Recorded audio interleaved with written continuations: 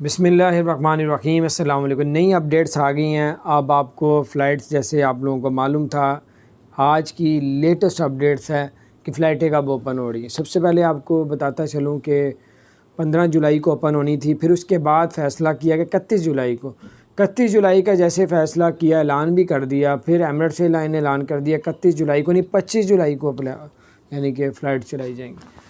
اور جیسے ہی اب پھر 2-3 دن گزرے ہیں تو ایمریٹس ایئر لائن نے آج اعلان کر دیا۔ ایمریٹس ایئر لائن نے کہا ہے کہ اب 25 جولائی کو نہیں 28 جولائی کو فلائٹیں اوپن ہوں گی۔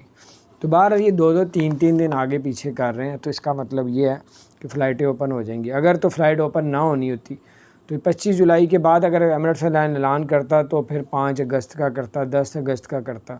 یہ 25 کی بجائے 3 دن آگے بڑھائے ہیں، تو اس کا مطلب کہ ایمریٹس ایئر لائن کو بھی کوئی آفیشیلی جو گورنمنٹ، کیونکہ یہ ایئر لائن ہی گورنمنٹ کی ہے، Dubai you a E government کی ایئر لائن ہے، تو باہر ان کو تو اندر کی ساری باتوں کا فرق پتہ ہے۔ تو اس لیے اب انشاءاللہ تعالی 28 جولائی کو فلائٹیں اوپن ہو جائیں گی۔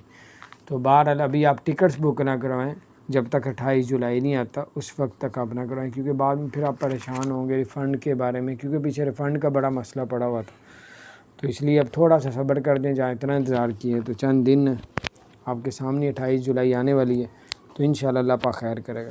تو دوسرا یہ کہ دبئی حکومت نے کہا کہ 8 ایسے لوگ ہیں ہر ملک میں جن میں پابندی بھی لگی ہے، وہ لوگ بھی دبئی آ سکتے ہیں، جس میں سے سلور ویزے والے، گولڈن ویزے والے، اور جو ایکسپو 2020 میں اسٹال لگانا چاہ رہے ہیں، لگا رہے ہیں، وہ لوگ جا سکیں گے۔